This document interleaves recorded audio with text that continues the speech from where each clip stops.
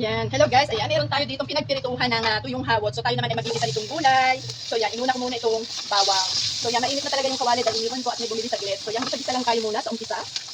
Ayan. So ang bango na niya kaagad kasi nga may kahalong yung mga pinaglasa ng tuyo. So isunod na natin kaagad itong ating sibuyas. Yan, para lalong bumango. So yan guys. Tapos kukuha ko dito ng bagoong na balayan. So later. Ayan. Sunod natin ang kamatis, tomato. At tayo medyo gutom na, kaya tayo nagmamadali sa ating pagluluto. Tayo solo-solo sa bahay. So isunod natin dito yung dried shrimp. Ayan, dried shrimp. Hibe.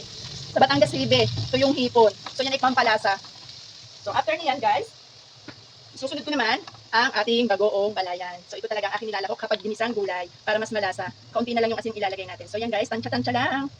So siguro tama na yan dahil kakaunti naman yung gulay ko at ako isa-isa. So ang susunod natin dahil medyo matagal lumambot ay itong string beans. Yan, nalaglag, sayang. So, atin lumutin. Yan, string beans. So, igigisa din lang yan. Yan. For the meantime, iiwan ko muna. At saglit lang, may nabili. So, ayan na nga. Medyo laksin natin ng konti ang apoy at tayo gutom na. So, after nitong string beans, sitaw. Yan. Ilagay na natin itong ating ampalaya, bitter melon. At syempre, ito ay mga gulay na tinda ko. So, ako'y natatakot na malumaan ng gulay dahil sa sobrang mahal ng gulay, ay niluluto-luto ko na yung iba. Kasi nga, syempre, pag nagulok pa, sayang. So, lalahukan din natin ang ating pampasarap. Yan, tayo may pampasarap dito sikreto. At tapos, konting paminta. Nasaan kaya ang ating paminta? So, wait. Kukuha tayo sa tindahan. So, yan guys. Dahil hindi ko pa nga nasasalinan ng ating lalagyan ng paminta, ay ito na muna. Kumuha tayo sa tindahan. Konti lang naman. Yan, para lang mayroong ibang amoy. So, after nyan, lagyan natin siya ng konting tubig para hindi naman dry na dry. Konting-konti lang.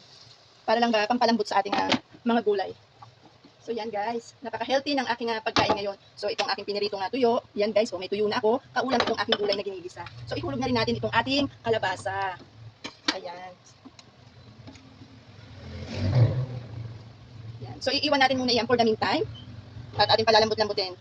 So ayan na guys, at sa tinagal-tagal ng 30 minuto siguro, wala pa naman, ay naluto din ang ating kalabasa. So inilagay ko na rin itong talbos ng kalabasa guys. Parang masarap kasi pag may talbos ng kalabasa. Tsaka ibang dati, mukhang looks yummy talaga. So yan guys, pag lumambot na itong talbos ng kalabasa, ito ay luto na. At tsaka malasang-malasa na, natikman ko na siya. So aantayin ko lamang itong lumambot. Ayan. So i-close up natin ng konti. Ayan, di ba napakaganda niya? Oh, napaka-yummy ng kulay. Oh, ayan.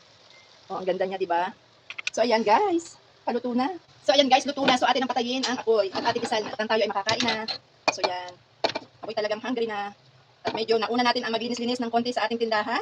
Kaya naman anong oras na tayo nakapag-prepare ng ating lunch. Ayan, buti nga nakapagluto pa ako ng aking lunch. Dahil pag minsan, ay kung ano-ano na lang ang ating lunch. So ayan guys, tara na, kakain na tayo. So yan. And let's eat na po, let's eat na.